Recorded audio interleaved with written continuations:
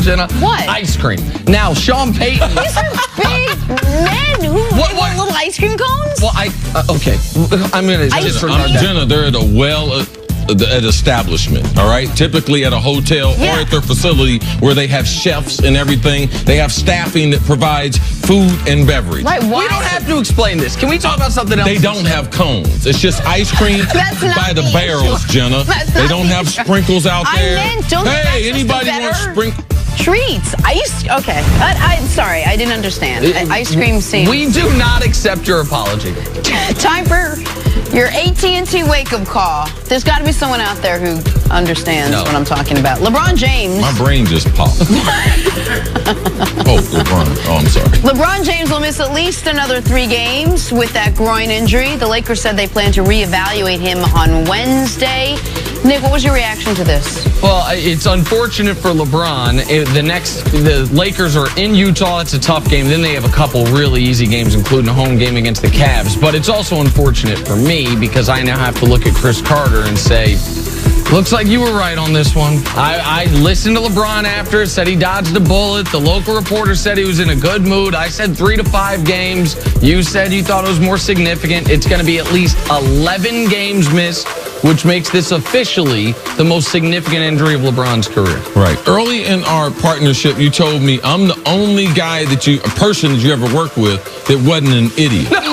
So I would like to be a person that doesn't. Yeah, you did. You said all the other guys were idiots. Those people watch this show. Man, you told me they were dumb. You told me they were a liability. You told me one day the guy came in and acted like a clown. You're like, listen, that's you. Okay, listen. that's true. That's Mark Carmen. You met him. We took him to a football game. He was an idiot. No, all my other partners have been liabilities. That's what he told me. Not the things you told me about your great partnerships and all the help and assist you've had in broadcasting. This guy, we're the only competent people he's ever worked with. It's not true. Interesting that he didn't say that to me. Moving on to Antonio Brown. His situation with the Steelers has trying to throw you back in with the ugly fishes, Jenna. From bad to worse. What? Nothing. The team's owner and president. The team's owner and president, Art Rooney II, said it's hard to envision Antonio Brown being on the Steelers next season. What was your reaction to this, Nick? I don't think they have a choice. You no show, no call, most important week of the year, and then afterwards you won't answer the owner or the coach's phone calls. How do they bring you back? How do they? I don't know how.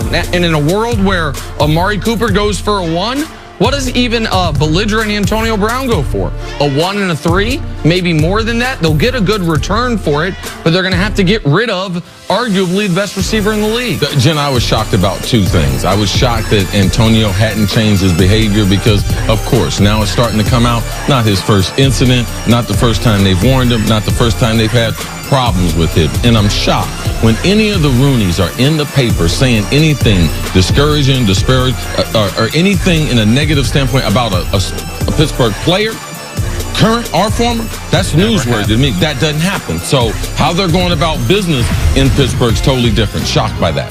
In a poll conducted by The Athletic, Tom Brady is the player NFL defenders least want to face in a big game. I guess that's the respect 5 Super Bowl rings will earn you. See, you agree with the players?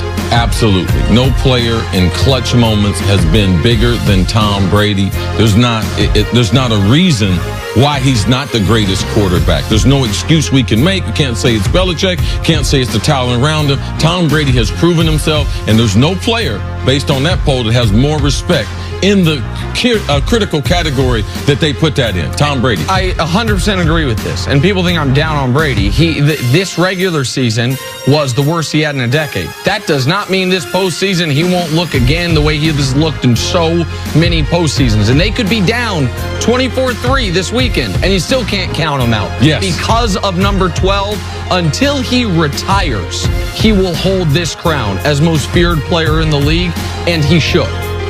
All right, talk some Cowboys Rams now. Cowboys head west to take on LA Saturday night. It is on Fox. Dallas looking to continue their momentum from last Saturday, while the Rams are looking to make good on a 13-win season. Sean McVay and Jared Goff searching for their first playoff win as a duo.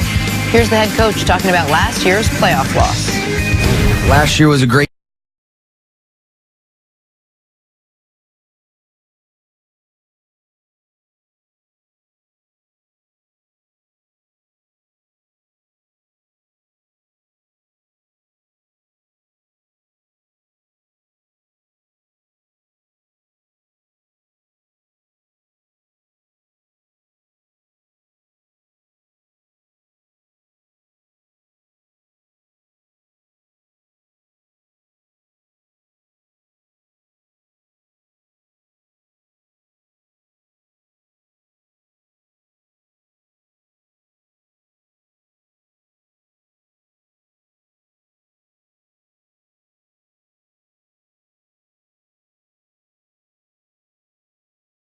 There are far more expectations of what they're going to be done to avoid the one and done last year. How much pressure is on Sean McVay and the Rams? I think that's kind of the story of this franchise right now. Like, really, who are they?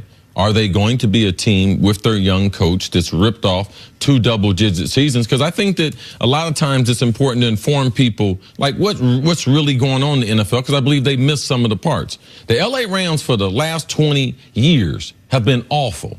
All right, now they put together back-to-back double-digit win seasons. So even if they don't win this playoff game, let's not trip as far as where this organization is. Now, they will have more pressure on them, but we've seen coaches have pressure on them in the playoffs, like Tony Dungy early in his career. Man, how successful can he be? So can he get over that? So they have turned this franchise around. This is a perfect matchup for them. They should have the confidence and expectations playing at home after a bye week. They had a spectacular regular season, but you don't put together, you don't go get Ndamukong Suh, you don't trade for Talib, you don't go get the other Marcus corner. Peters. Like, you don't go get those guys and be like, I'm satisfied with the divisional playoff. So no. Great expectations should be met by a win. They're more talented than Dallas. Their program is a little further ahead than Dallas's, even though they've been doing it less time than Dallas. But Sean McVay and this organization has been transformed by how they're going to conduct their offense, how they're going to attack, how they're going to go after players, how they're trying to win right now. That was their whole approach as far as the draft and free agency, and it should play out against the Cowboys this weekend. There is a distinct amount of pressure on 2 specific teams this weekend. In the AFC, it's the Kansas City Chiefs because of the history, because they got the MVP, because of Andy Reid's history, because of the 1 seed. And in the NFC, even more so than on the Chiefs, it's on this Los Angeles Rams team. Because not only are they so all in on this season because of the 1-year acquisitions, because of what they did this offseason, but also because of what happened last year. Nobody held it against them. They will get more criticism for losing last year's playoff game on Monday if they lose this year's playoff game than they did after last year's loss. Because it was, okay, this young quarterback, young coach, good season. He had a couple fumbled punt returns, kick returns, went against you, no problem. But if you have 24 combined playoff wins in 2 years, if your coach is such the flavor of the month that guys that look like him, sound like him, friends with him are getting head coaching jobs. The quarterback's coach in Los Angeles might be getting a head coaching job because of the Sean McVay allure. If they go 13 wins and lose to Dallas at home, that is going to be, fair or not, a stinging indictment on what they've built there. So that's where I think they have enormous pressure. No one will kill them if they lose in the conference championship game to a Saints team that is better, that will be in New Orleans, that will be favored in that game. But you lose as a touchdown plus favorite to Dallas when I think everyone thinks you are more talented than Dallas, you're more rested, you're healthier. That, I think, that we turn on you quick now, and it'll be a lot of that Sean McVay shine will be gone. Yeah, a lot of pressure there in L.A., but I still think there's more pressure in Kansas City. There's always more pressure when you're the #1 seed. And also you have franchise history that if you lose, that you are getting ready to build on that negative history. So if Patty Mahomes' first time in the playoffs, him losing, after MVP season, Andy Reid, after the way he struggled in the playoffs, to me, if both these franchises come out with the loss, more dramatic of what's going to happen in Kansas City into their overall psyche than with the Rams. All right, so let's stick with Kansas City. Colts and Chiefs are kicking off their playoffs tomorrow afternoon. Colts, one of the hottest teams coming into the playoffs. Chiefs, one of the hottest offenses in league history. But KC has stumbled in postseasons past. They haven't won a playoff game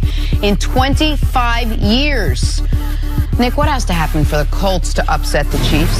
So I think this is, I mean, we can see the script, how it would play out if the Colts win. Early in the game, Chiefs get the first possession. Pat Mahomes overthrows a wide receiver. They get stuffed on a run. All of a sudden, they're punting. Colts drive right down through the defense and score a touchdown. All of a sudden, the Chiefs start pressing. They have another three and out, or a drive that ends in a kick, even if it's a field goal. And the Colts, what do next? They run Marlon Mack. They run Marlon Mack some more. They face maybe a 3rd and short, doesn't matter. And all of a sudden, it's 14-3, and you're like, wait, what has happened? That could happen by the 5-minute mark of this game. You have the ability for the Colts, in my eyes, to be patient. And the Chiefs, the question, will they be patient? You have a Colts team that can say, look at the defense and say, what are you giving us? We are fine taking it. That's what they did against the Texans. Early in the game, the Texans were really focused on stopping the run. So T.Y. Hilton had 3 catches, 63 yards on the first drive. Then all of a sudden, they started focused on T.Y. Hilton, and Marlon Mack ends the game with 150 yards.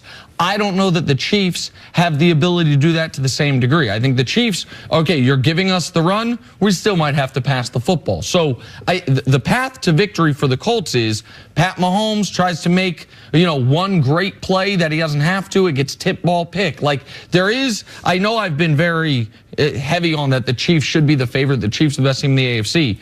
But this is not a game where you can't close your eyes and envision how the Colts can win. Like, I think it's very clear how the Colts can win. Dominate time of possession, take care of the ball, gash the Chiefs on the ground, and don't let the only part of the Chiefs defense that's good, their pass rush, get to Andrew Luck. Those are the pieces of the recipe for the Colts to go to Arrowhead and continue this bad Chiefs playoff history. And if that is the recipe, the Colts have all the ingredients. This is not something that they have to tilt. All these things are things that they do. The last 4 weeks, Marlon Mack's averaging 110 yards. In those 110 yards, almost 33 minutes in time of possession. If you look at the NFL since week number 7, since they started off 1-5, they got 7 touchdown drives of 12 plays or more. Most in the NFL. So you're talking about how they're going to do it, it would be right within the style for which they've done. Since week number 7, they've had 12 of the 7 of those touchdowns. The Chiefs, on the other hand, you think they can do it? No, they can't. They've only done that twice. The Colts have big play ability, just like the Chiefs. 12 touchdown drives of 5 plays or fewer. So the reason why coming into this game, the reason why I thought this was the worst matchup, because they have quick strike ability in the Colts, just like the Chiefs. And they also have the ability that the Chiefs don't have. They can have those long drives by running and or passing and eat up that time of possession, eat up that clock. And when you can run the football, when you get in the red zone, it's a lot easier to score than most teams. So for me, this is not the matchup that I wanted the Chiefs to be able to have because of Andrew Luck, where he is. 39 touchdown passes this season that people don't talk about. And Marlon Mack started the season with a bad hamstring. They are a different football team since he has come back and gotten healthy. The only thing the Chiefs have done well defensively is get to the opposing quarterback, get sacks, and because they get to the opposing quarterback, force fumbles. Like force fumbles, tip balls. With this and well, they're up against what I believe to be the best offensive line in football. That's the part of this matchup that to me is the most concerning for the Chiefs. Your defense only does one thing well, and you're up against the team that it's the most difficult to do that against. Also, with a quarterback who isn't going to get rattled, who's been there before, and who understands how big this game is. All right, coming up, can Phillip Rivers get his first win ever against Tom Brady this weekend? Talk about that next on First Things First.